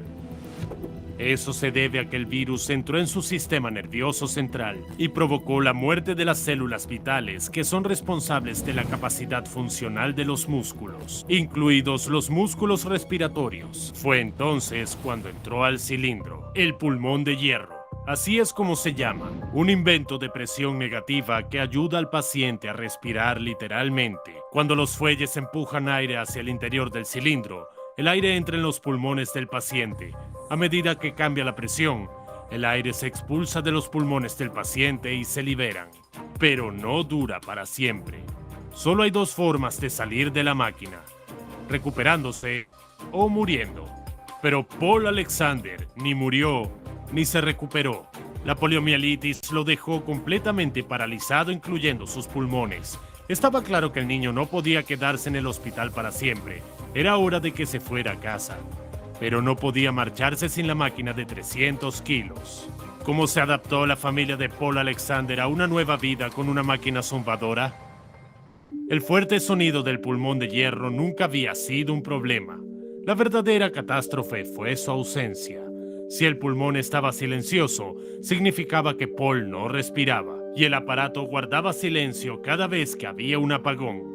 En este caso, los padres de Paul tuvieron que bombear el pulmón manualmente a menudo, pidiendo ayuda a los vecinos. Inhala. Contén la respiración, pensó Paul en esos momentos. Recordó el hospital. Para lavarlo o cambiarle la ropa interior, las enfermeras le pedían a Paul que contuviera la respiración. El niño no pudo hacerlo durante mucho tiempo y se desmayó. Por supuesto, Paul no soportaba a los médicos, pero le agradaba a la señora Sullivan, la terapeuta de March of Dimes. Ella le enseñó respiración glosofaringea. Es una técnica de respiración alternativa en la que atrapa aire deliberadamente en la boca y la garganta y empuja el aire hacia abajo con la ayuda de la lengua. Paul lo llamó respiración de rana. Era su verdadera oportunidad de salir de la cápsula de hierro. Paul tenía la intención de estudiar, era muy ambicioso y se dio cuenta de que la inteligencia era su única forma de lograr algo en la vida. Pero para estudiar hay que asistir a clases, escribir, hablar. Después de todo, ¿cómo puedes hacerlo sin poder respirar por tu cuenta? La señora Sullivan hizo un trato con su paciente. Si pudiera respirar como una rana sin el pulmón de hierro durante 3 minutos, ella le daría un cachorro. Y aceptó el desafío. Mientras tanto, la madre de Paul buscaba la oportunidad para que su hijo terminara la escuela de forma remota, lo cual era poco común en los años 50. Y el padre del niño elaboró un dispositivo en forma de T que podría usarse para escribir colocando el extremo del palo en su boca y manipulando el bolígrafo para escribir. También lo usó para pasar páginas. En 1967, Paul Alexander se graduó de la escuela secundaria casi sobresaliente. Su única B estaba en biología, solo porque no pudo diseccionar una rata. Para el día de la graduación, Paul había sido un feliz dueño de un perro llamado Ginger durante 8 años. La señora Sullivan cumplió su palabra. Paul podía respirar como una rana y dejar el pulmón a salvo por un tiempo. Podía salir al porche e incluso caminar por el patio. Pero no era suficiente. Necesitaba un nuevo objetivo. Paul decidió perseguir su sueño de convertirse en abogado. Quería ver el mundo. Y quién sabe, tal vez incluso encontrar el amor. Inhala y exhala. Pero, ¿cómo se podía lograr eso? No querían llevar a Paul a ningún lado. No por las notas que tenía, sino por su incapacidad. En ese momento, simplemente no habían condiciones para las personas con discapacidades físicas. A Paul no le importaba eso. Él atacó el teléfono de Deans durante 2 años y finalmente consiguió lo que quería. Paul tuvo que cumplir 2 condiciones para convertirse en estudiante. La primera fue encontrar a alguien que lo ayudara a llegar a sus clases y la segunda fue recibir la vacuna contra la polio. Paul no necesitaba la vacuna, los demás la necesitaban. La vacunación masiva a veces era obligatoria, ya que la poliomielitis aún no se había erradicado por completo. Los estadounidenses temían a la epidemia no mucho menos que a la bomba de hidrógeno soviética. Paul cumplió las condiciones y pronto podría llamarse a sí mismo con orgullo un estudiante universitario. Aunque regresaba al pulmón de hierro todas las noches, todavía se sentía normal, pues visitó teatros y clubes, vio el océano. Paul incluso se enamoró de una chica llamada Claire. Se comprometieron, pero ella nunca se convirtió en su esposa. La madre de Claire rompió el compromiso.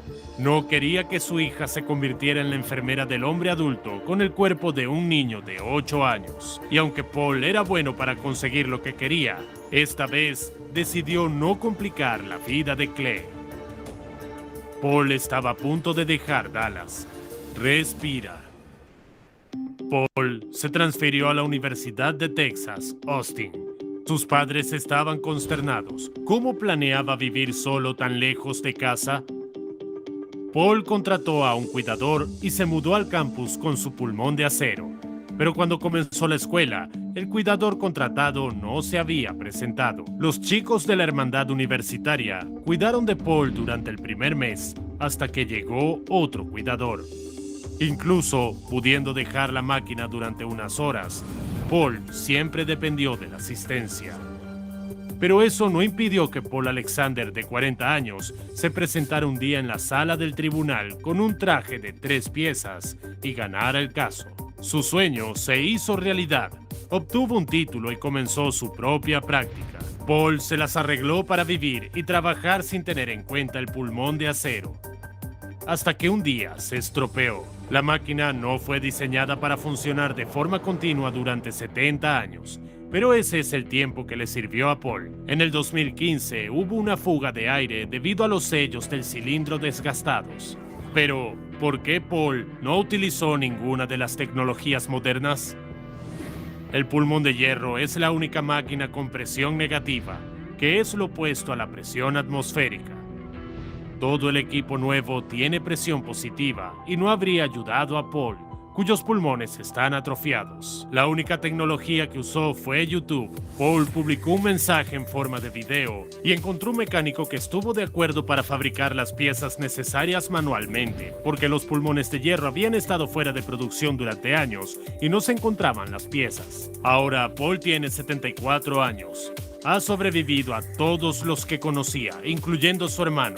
Sí, tal vez Paul Alexander nunca pudo librarse de su cautiverio de hierro, pero se hizo mundialmente famoso. En 2020 dejó no solo su pulmón de hierro, sino también el país.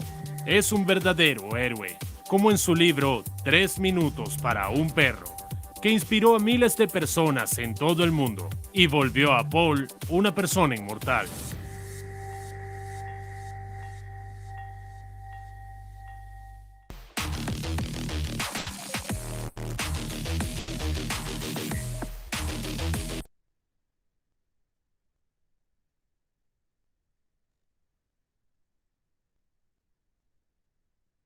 ¿Qué tal les pareció el documental? Bueno, sí, el microdocumental. Profe, genial. De hecho, yo, a mí me hablan del nombre y no lo recuerdo, pero al verlo al señor, yo ya me había visto un pedacito, algo de él así resumidito en un minuto, como en un minuto o menos de un minuto. Es una historia genial, muy, muy hermosa, diría yo. Con mucha perseverancia y ganas de vivir. Sí, pero mira, por ejemplo, no, y estoy totalmente de acuerdo, es una historia admirable, lo mismo que la de Hawkins, o sea, la de Stephen Hawking. Creo que hay una,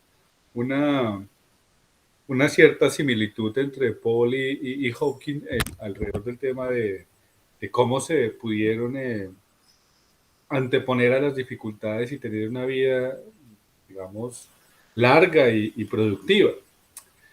¿Cuál es digamos, lo que me parece a mí importante ahí?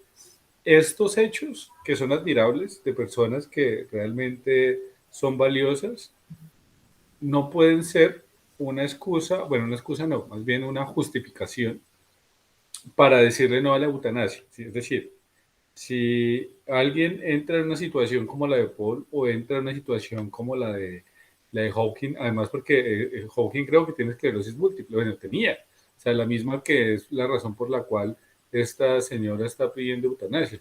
Pero entonces no es como que, ay, miren cómo él sí pudo vivir con eso un montón de años, porque son construcciones de lo correcto diferente, ¿sí? O sea, y es cuando yo intento imponerle al otro, estoy siendo desmoralizante, estoy intentando imponerle una forma.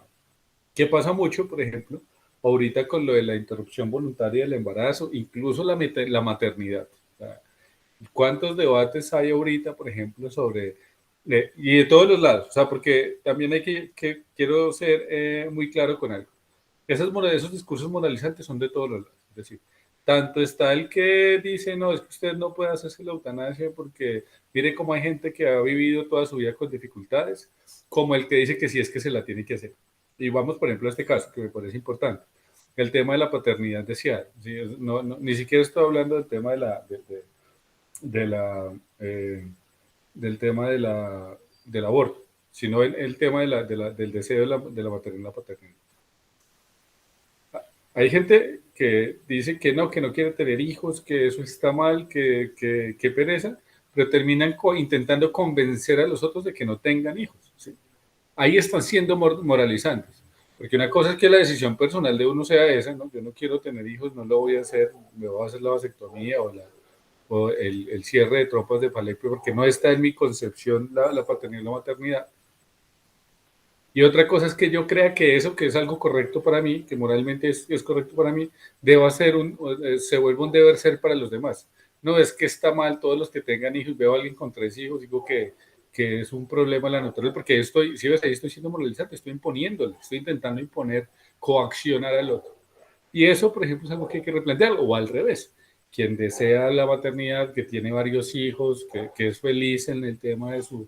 es feliz siendo madre o siendo padre, que conozco casos, termina diciendo, no, es que eso está muy mal, que uno sin hijos está incompleto, que uno no es nadie si no tiene hijos, que eso es parte de la vida. Ahí está siendo también moralista. Entonces miren que eso de lo moralizante puede estar en los dos aspectos, o sea, puede estar tanto en ese discurso de la maternidad sí o sí, como en el discurso de no a los hijos. Y ahí también que estar siempre muy atentos a eso, no caer en ello. Es decir, este tipo de encuentros nos sirve es para ver la complejidad de las relaciones y las acciones humanas. Y nos permite entonces también no ser tan prejuiciosos a la hora de generar enunciados y comentarios sobre. Incluso hay muchos temas que se pueden trabajar. Está el tema de la despenalización, por ejemplo, de la dosis mínima, o sea, todo el tema del consumo de drogas recreativas, el consumo del alcohol, o sea, hay muchas situaciones, todas las situaciones, o sea, todo, mejor dicho, es que siempre que yo hago algo estoy siendo moral, porque uno siempre que hace algo está pensando en lo correcto o no de lo que hace. O sea, es que ese es el tema de que estos cursos, esto no puede ser un curso de teoría, porque pues, finalmente estamos hablando más bien de nuestra cotidianidad, de cómo nosotros interactuamos con lo que vemos, o sea, en términos de eso. Pero sí, que nos sirva mucho ya, digamos, como que para este penúltimo encuentro, para pensar siempre en el no dar como juicios de valor desde el inicio, o sea, en caer en esa conducta como inquisitorial. No, es que, ¿por qué? Porque caer en lo inquisitorial es creer que la moral mía es la correcta, o sea, es creer que lo que yo hago es lo correcto y eso lo que hace es desconocer la complejidad, es decir, que todos actuamos también, pero todos actuamos también porque estamos determinados por ciertas relaciones, tenemos relaciones familiares que nos marcan, tenemos relaciones sociales que nos marcan, relaciones afectivas que nos marcan, tenemos taras, traumas, o sea, todo eso, tenemos también obviamente realidades culturales, religiosas, ¿por qué no? O sea, obviamente también ellos. Y todo ese entramado de situaciones son las que nos terminan a nosotros dando ciertas circunstancias y diciéndonos qué es lo correcto. No, miremos el tema de los menonitas. No sé si era Leonela la que hablaba un poco cuando sobre el tema de los menonitas. Y es, mira qué valioso es en una cultura que uno la ve tan distante, encontrar cosas bonitas sobre el tema de la familia, por ejemplo, de la unidad, el tema del desprendimiento del dinero, el tema de una vida tal vez más simple, más sencilla, que eso también muestra que es una lectura no tan cerrada de lo que es moral o no es moral. Porque entonces cuando uno ve cualquier cosa y uno trata de buscar como no en las cercanías, sino en las diferencias, porque pues, si nosotros miramos todo desde las cercanías, pues chévere, porque finalmente eso no nos está generando conflictos, no nos está generando dilemas morales, sino que cuando yo me siento alegre desde el dilema moral, es decir, desde, ay, qué visión tan distinta de lo mío y qué valioso, qué chévere, pues eso también nos permite ir dejando a un lado esas, digamos, como esas conductas prejuiciosas que también a veces son tan nocivas, que uno termina impidiendo al otro, ¿sí? O coaccionando al otro cuando pues finalmente es escuchar un poco. Y también, obviamente, no caer en lo contrario, en dejarse como manipular por discursos moralizantes de otros, cuando uno teniendo esto claro, pues sabe que el que yo tenga una acción distinta no significa que yo esté mal o que sea, no sé, un enviado del Averno o algo así, sino que pues finalmente tengo una construcción distinta de lo correcto y eso entonces no me permite también blindarme de esos discursos que se ven tanto por ahí, ¿sabes? Y eso creo que es como valioso. Pero bueno, no sé si quieren decir algo aquí sobre lo que hemos hablado hoy, en este rato.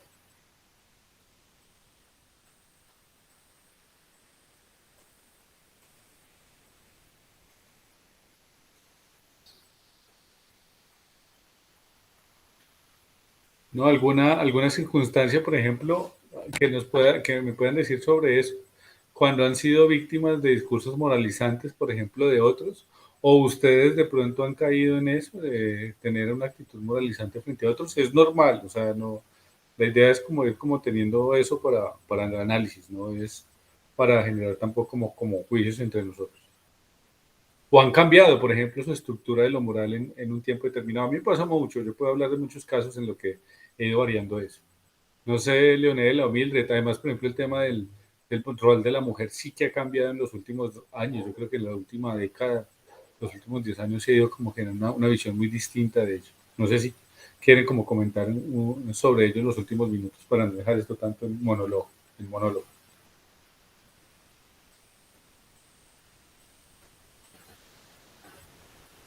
Profe, pues yo creo que en cuanto a lo moral, pues yo me considero que una persona cambiante respecto a eso, ya que pues uno, ya dadas las circunstancias de la vida, que no siempre son correctas, que uno a veces tiene que tomar decisiones que, que uno cree que son las mejores respecto a su hogar, a su familia, su trabajo, pues por decirlo así, me considero una persona muy cambiante en lo moral.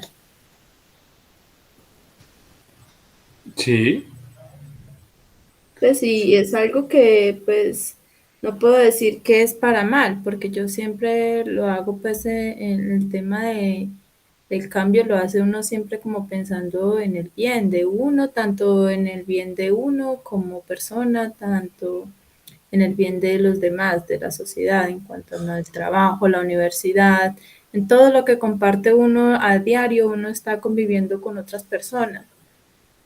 Y uno, pues, así uno no quiera, uno no puede hacerse, ¿cómo se dice?, ignorante respecto a eso, ya que estás en el trabajo, convives con personas que tienen diferentes conceptos de lo moral, y ahí es donde usted dice que tratan de imponerte, que tú lo cumplas creyendo que debe ser lo correcto o que debe ser lo normal para todas las personas. Ahí es donde hay personas que dicen que diferente sería el mundo donde todos fuéramos buenas personas, donde todos fuéramos, así como los menonitas, que todos están como, bueno, yo no lo vi tanto en el tema de que la tecnología y todo eso tan aislados, yo lo vi más bien por el concepto de lo positivo, de todos tan unidos, las familias, todo como tan especial y tan cerradito ahí, como aislado de tanta locura que tiene el mundo, diría yo.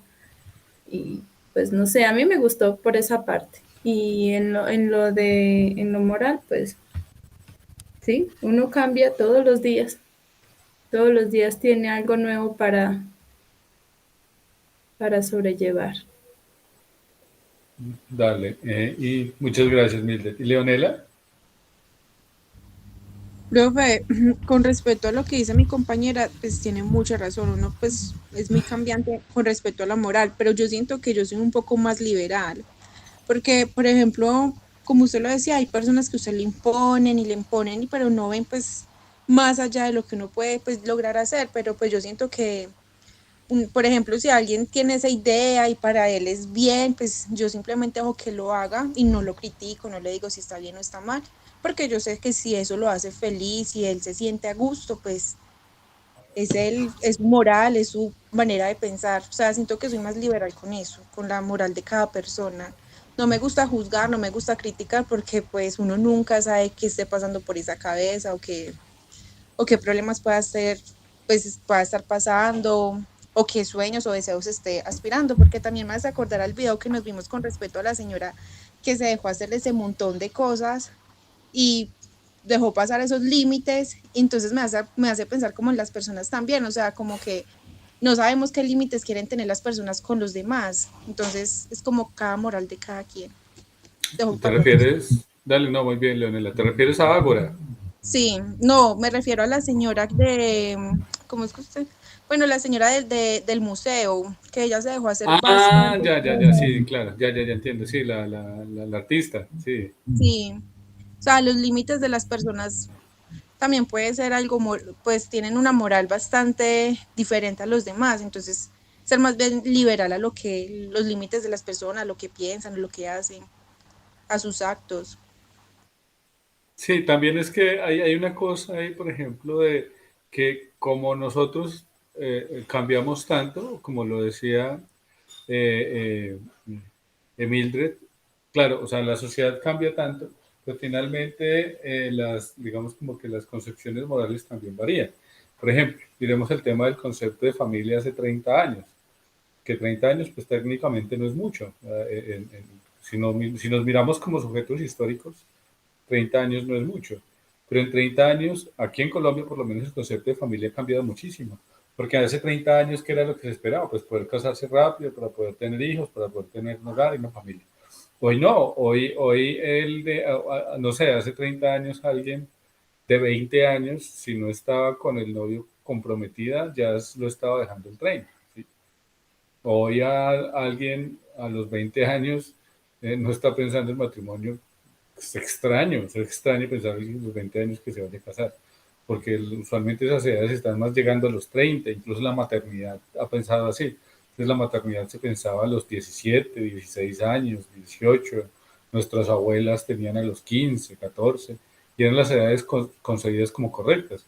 Hoy una maternidad está a los 30, a los 28, después de los 25 es que está como proponiéndose las edades por la maternidad. Y eso también nos implica cambios. Incluso el tema, por ejemplo, de la orientación sexual. Hace, no sé, 40 años la homosexualidad estaba muy satanizada, incluso hasta hace 30 años, tal vez, puedo hablar, no, hasta hace por ahí unos 20 años estaba muy macartizada aún. Y hoy eso se ha mostrado, se ha roto de una manera increíble. Yo entré a la universidad, a la UTP, a estudiar en el 2009. Estamos hablando de que 11, 12 años. Y yo me acuerdo que cuando estaba ahí en el 2009, una vez vi a una pareja de mujeres lesbianas ir cogidas de la mano en la universidad y me pareció extrañísimo porque nunca había visto eso, nunca había visto dos mujeres cogidas de la mano. No lo vi mal, porque pues digamos que por relación familiar he estado como muy cercano a orientaciones sexuales diferentes, pero sí fue muy raro ver una pareja homosexual de dos mujeres caminar en público y manifestar su amor en público, que fue así, o sea, fue solo ver los pies de la mano, y luego pues un par de veces me parecía muy extraño, y hoy eso, y estamos hablando de 10 años, es muy común en el centro, en diferentes espacios públicos, o sea, ya eso ha cambiado mucho, se ha ido rompiendo por fortuna, creo yo, esas situaciones, incluso en el colegio, o sea, uno que es docente, el colegio antes estaba demasiado cerrado, oculto ese tema de las orientaciones sexuales de los chicos adolescentes, y hoy eso está mucho más abierto y eso también permite cosas, ¿no? O sea, permite también que la gente pueda hacer, o sea, pueda hacer desde la edad que lo manifieste y no tener que reprimirse, y bueno, eso se asocia con violencia y pues muchas otras cosas, incluso suicidio. Entonces, miren que eso son cosas que en poco tiempo generan grandes cambios. ¿Y qué es lo que pasa? Que lo que dice Mildred me parece muy bello en el sentido de que que cuando dices que yo cambio mucho, claro, porque es que cambiar mucho es que nosotros tenemos que adecuarnos a esas nuevas como realidades morales. Porque si nosotros no cambiamos, entonces terminamos siendo lo que ya se llama, digamos, como conservadores, anacrónicos, entonces mirando, juzgando. Pero ¿cuál es el problema? ¿Qué es lo que nos pasa con los abuelos a veces? No lo digo todos, en nuestro caso. En mi casa, por ejemplo, hay varias personas homosexuales y lesbianas, y mi abuelito murió hace unos años sin poder saber eso porque él no, para él eso era imposible y tuvieron que ocultárselo por su salud, digamos, o sea, porque el pobre, digamos, no podía como comprender ello, que pues, también es de alguna manera bello pues poder comprenderlo, pero que también muestra que mi abuelo no se adaptó a esas nuevas realidades, no se quedó en su discurso de la moralidad hace 50 años y no vio pues como la realidad había cambiado. Entonces también, y lo que dice Leonela también es como el concepto de lo liberal, ¿sí ves? Cuando uno habla de conservadores que no cambian, cuando habla de lo liberal es estar presto a las nuevas realidades. Y esas nuevas realidades son también, por supuesto, nuevas formas de entender qué es moral y qué no. Y volvemos, hoy es muy común, por lo menos en mujeres en la universidad, pues chicas jóvenes en la universidad, andar sin brasier, ¿sí? Y eso se ha ido digamos, desmitificando tal vez. Ay, hace 20 años sería una cosa pues súper atrevida y eso ahora ya ido, digamos, como cambiándose eso. También eso, incluso, y estamos hablando de modas, o sea, estamos hablando de modas, pero las modas están sí o sí también relacionadas con sus concepciones. Miren la idea de la mujer que tenía que usar esas faldas largas, pues, entre menos dejen ver mejor. Volvemos al tema, por ejemplo, de la burka en esas realidades pues, del extremismo islámico, que no es el Islam, y cómo ahí en el atuendo, en la vestimenta, hay una idea de moral. Entonces la mujer no puede mostrar nada. Entonces es una malla. O sea, ni los ojos se le conocen, ni el color de ojos se le conoce.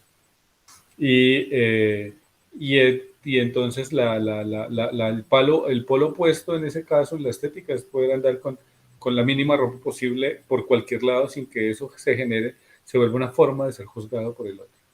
Y no lo mira, sobre todo en esos festivales ahora de música electrónica, y es un tema los vestimentas, es una cosa particular. Yo no soy muy adepto a eso, pues ya no, tampoco es como mi género musical ni nada, pero sí me parece curioso ver eso, hasta otros atuendos, ¿sí? Y otros atuendos que pues no se juzgan. Ahora está el tema de las playas nudistas, pero todo eso que nos parece algo estético no es algo estético solamente, sino que está relacionado con lo que nosotros concebimos de lo correcto y lo incorrecto. Y en el caso, por ejemplo, del papel de la mujer que se ha ido liberalizando, qué pena por usar tanto las palabras de ustedes, ha sido, ha sido muy bueno, porque ya permite entender entonces la mujer en el trabajo, entonces la mujer con cargos de poder. Entonces uno va a una empresa y ve una mujer y no asume que es la secretaria, porque había una lógica ahí de unos cargos, entonces los cargos importantes solo eran para hombres, las mujeres tenían ciertos cargos, ahí hay una idea moralizante, y eso se ha ido por fortuna desvirtuando, todavía falta mucho, pero vamos pues como entendiendo ese tema de los pares, hombres y mujeres trabajan, el tema de los gastos se regulan de otra forma. Miren que eso es hoy, a eso estamos hablando de la contemporaneidad, que ese es nuestro tema, y en eso está también el entendernos en esa nueva relación, en esas nuevas formas de encontrarnos con el otro, y que es para no caer en el discurso moralizante, en el discurso conservador, en el discurso anacrónico, que tenemos que estar siempre muy atentos a esos cambios y adaptarnos a ellos. Porque si no, vamos a terminar anquilosados, pensando desde otra época, en lo que llama el anacronismo en la historia, pensando pues el mundo desde hace 20 años, desde hace 30 años, y no desde su realidad inmediata y actual. Y eso también pues termina diciendo, no sé, como cuando el abuelo ve a la nieta, ¿usted por qué sale con esa faldita? Póngase algo más largo, ¿sí? ¿Qué es eso? Es moral, porque está diciendo, usted no puede vestir así, así no debe vestir una mujer. Y eso, por ejemplo, son categorías que uno cree que no, que cree que tienen que ver con otras cosas, pero ahí están muy marcadas, ¿sí? Como cuando la mamá le decía a uno, no, es que los hombres, la cocina huelen a caca de gallina porque la cocina es de las mujeres. Ahí hay una idea moralizante, ¿sí? Porque está también dándonos unos roles, y esos roles, pues, obvio nos asignan ciertos roles, ciertos papeles, pues, en el orden social, y que eso también hay que estar como revaluándolo siempre, a estarlo, pues, como discutiendo, y es uno pensarse, bueno, ¿qué tanto estoy teniendo una lectura muy desactualizada o antagónica con lo que debería? ¿Qué tanto estoy siendo doble moral o qué tanto estoy siendo moralista, ¿sí? O moralizante? Porque eso también nos permite pues como entender pues cómo nuestro actuar ahí. Pero bueno, son las 8:29, entonces quedamos, iniciamos próxima semana 8 y ustedes dos van a realizar exposiciones. Van a realizar la exposición sobre el tema de la adopción en parejas del mismo sexo, y el tema del testeo de cosméticos, bueno, el testeo, el uso de animales pues para diferentes pruebas de laboratorio. Esas son las exposiciones que ustedes tienen. Vamos a mirar, y creo que voy a proponer al grupo de WhatsApp otros 2 o 3 temas posibles para que ellos pues los escojan y los trabajen, ¿vale?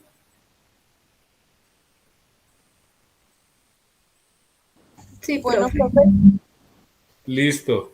No, entonces, no, que tengan un feliz resto de semana. Muchas gracias por este espacio, creo que estuvo muy chévere. Y nos vemos ya la próxima semana para nuestro último encuentro de este seminario de ética. Bueno, profe, profe, feliz noche. gracias. Feliz Muchas noche. gracias a ustedes. Chao.